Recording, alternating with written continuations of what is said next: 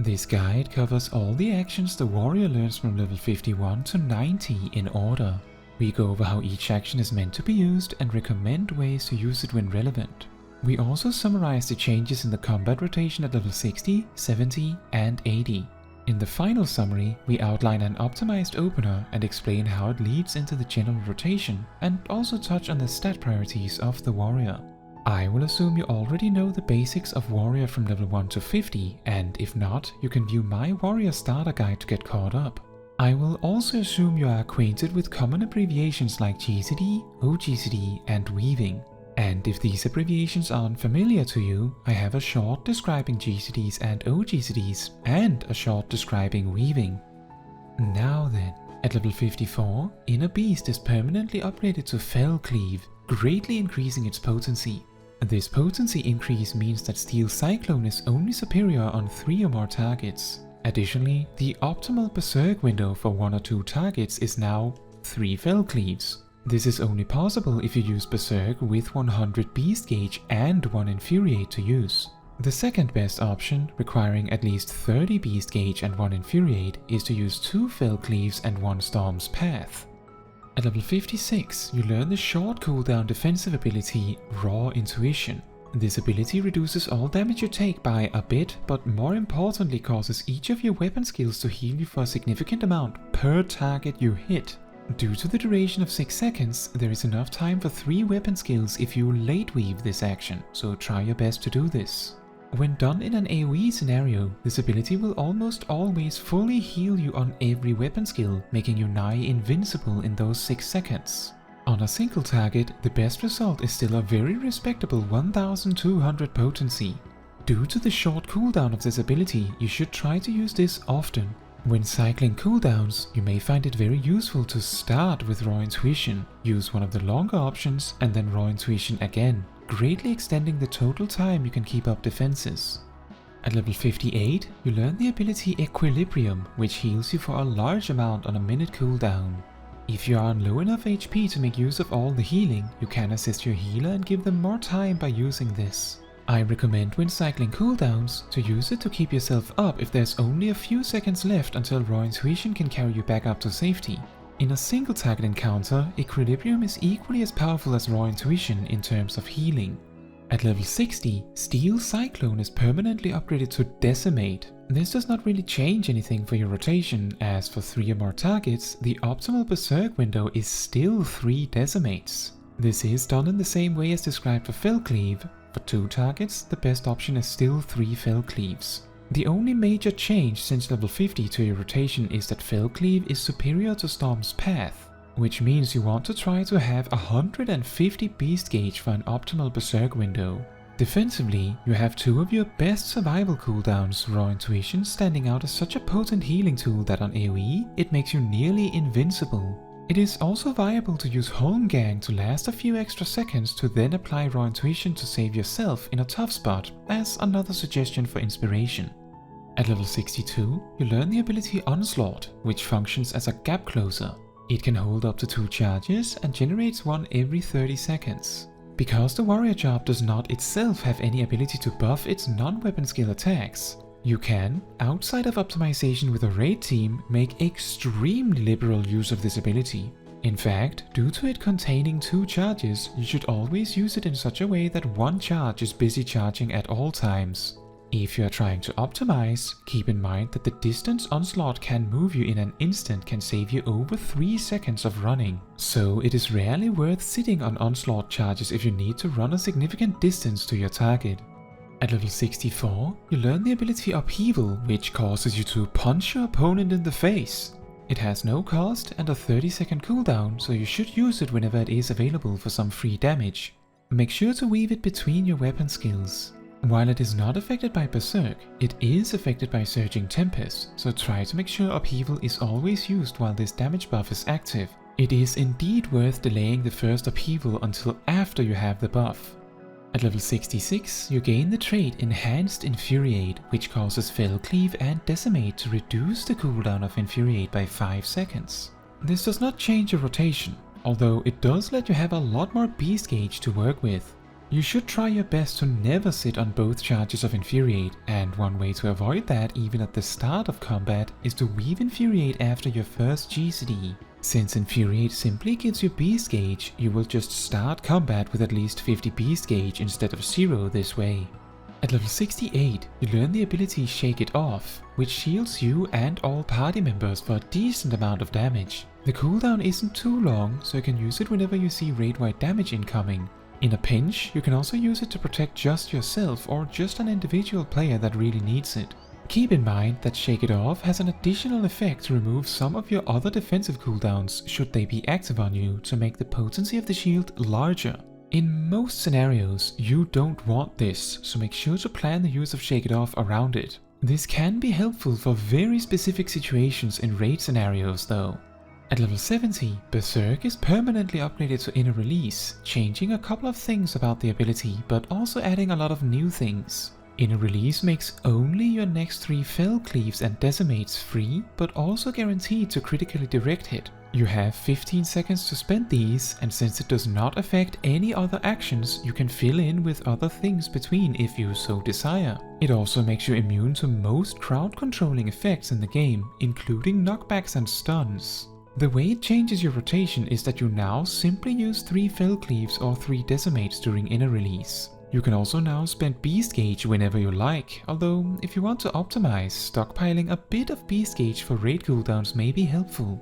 The immunity to crowd control and knockbacks portion is very neat, but is mostly seen as a detail in most situations. But fortunately, this is considered a separate buff from Inner Release that lasts 15 seconds, just like the Fell Cleave and Decimate portion. Combined with Holmgang and Arm's Length, this allows you to have knockback immunity for a combined 31 seconds if you would ever need this.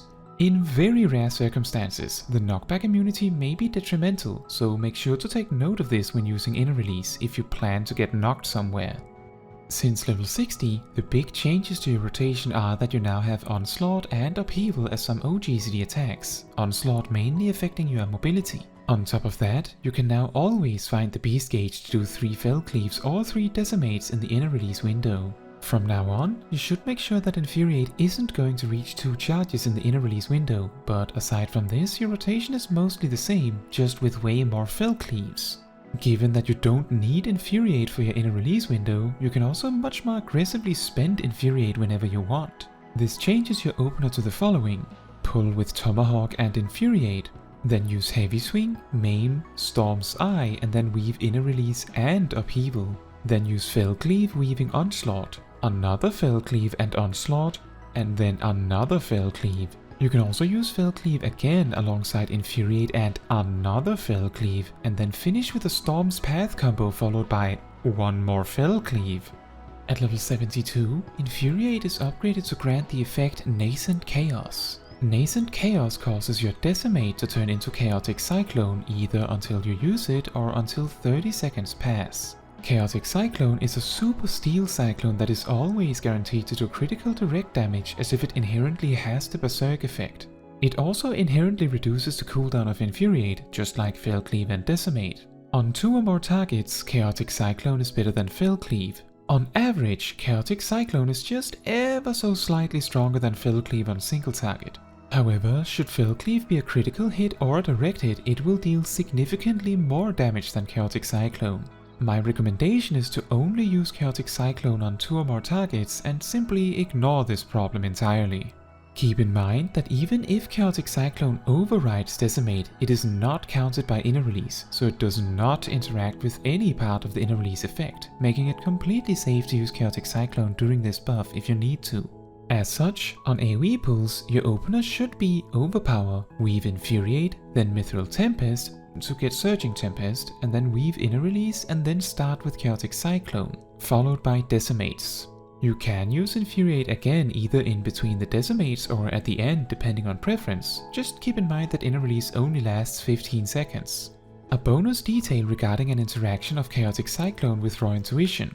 All weapon skills in the warrior arsenal that inherently critical hits, like Chaotic Cyclone does, also automatically causes the healed from Raw Intuition to always critically heal. This can sometimes be very helpful if you need a large amount of healing quickly. At level 74, Mithril Tempest is improved to grant 20 Beast Gauge. This causes your AoE rotation to generate Beast Gauge as fast as your single target Storm's Path combo. While this does not change your rotation's priorities at all, it does allow you to use Decimate much more regularly on AoE. At level 76, Shake It Off is improved to also heal everyone for a decent amount on cast. Mainly, this means you have access to a raid heal on a moderate cooldown, so try your best to make use of it regularly. More importantly, you also learn the ability Nascent Flash. On a shared cooldown with Raw Intuition, this action instead applies Nascent Flash to you and Nascent Glint to an ally. Nascent Flash applies the same healing component of Raw Intuition to yourself, but Nascent Glint applies both the same healing as well as the damage reduction component of Raw Intuition. Both of these effects last 6 seconds, just like Raw Intuition, so you should still try to Lateweave it. Some players like to use macros to help them target for Nascent Flash. If you're going to use Raw Intuition only for the healing component anyway, then you should instead use Nascent Flash and use the opportunity to heal someone else along with you. When tanking large amounts of damage, on the other hand, it is likely more beneficial to keep the damage reduction component for yourself. Remember that Nascent Flash also has the automatic critical heal interaction with Chaotic Cyclone. At level 78, Thrill of Battle is improved to also increase the healing you receive for its duration by 20%. This additional component causes Thrill of Battle to change from being simply a heal with some extra temporary HP, to become an indirect damage reduction by both expanding your health bar while also expanding incoming heals to match. With this improvement, there is reason to use Thrill of Battle as a higher priority cooldown, as this places its power level as a defensive cooldown somewhere between Rampart and Reprisal. If you combine Thrill of Battle with Equilibrium or Raw Intuition, you will also receive more healing from these actions, so it is recommended to use Equilibrium at some point during Thrill of Battle. At level 80, Nascent Chaos is improved to turn Fell Cleave into Inner Chaos. Just like Chaotic Cyclone, this attack both has the innate Berserk effect as well as the innate ability to reduce the cooldown of Infuriate. Its potency makes it superior to Chaotic Cyclone on 1 or 2 targets. Since level 70, you have mainly gotten upgrades to existing attacks and some defensive tools. Mithril Tempest now generating Beast Gauge makes Decimate far more readily available. Additionally, your opener for single target is changed as follows. Pull with Tomahawk and Infuriate, then use Heavy Swing, Maim, Storm's Eye, and then weave Inner Release and Upheaval. Then use Inner Chaos, weaving Onslaught, optionally followed by Infuriate and another Inner Chaos and Onslaught, but otherwise followed by 3 Fell Cleaves. You can still finish with a Storm's Path combo into an extra Fell Cleave. At level 82, Raw Intuition is permanently upgraded to Bloodwetting. This increases the duration to 8 seconds and adds an extra half as long damage reduction effect equally as large as the first one, known as Stem the Flow, rewarding you for timing the use of Bloodwetting closer to the incoming damage. It also adds a barrier to your unuse, called Stem the Tide. These 2 effects, Stem the Tide and Stem the Flow, alongside the 8-second duration, are all added onto Nascent Flash, and both are in this case applied to your target, not you. As long as you continue to efficiently Lateweave these, it is now possible to fit 4 weapon skills in the window, increasing the healing. When a tank buster is coming your way, try to time the application of Bloodwetting in a Lateweave so that you both get the maximum healing and the maximum damage reduction. At level 84, your single target 1-2-3 combos get a potency boost. This does not really change your rotation at all.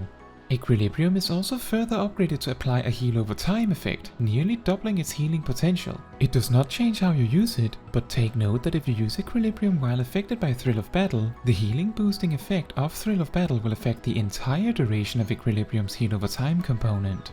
At level 86, you learn the ability Orogeny, which functions as an AoE alternative to Upheaval, even sharing its cooldown. On 3 or more targets, you use this instead to punch everyone around you in the face instead of just your target. At level 88, Onslaught is granted an extra charge. This does not change how you should use it, but it does grant you even more freedom in how you choose to use it for mobility or damage.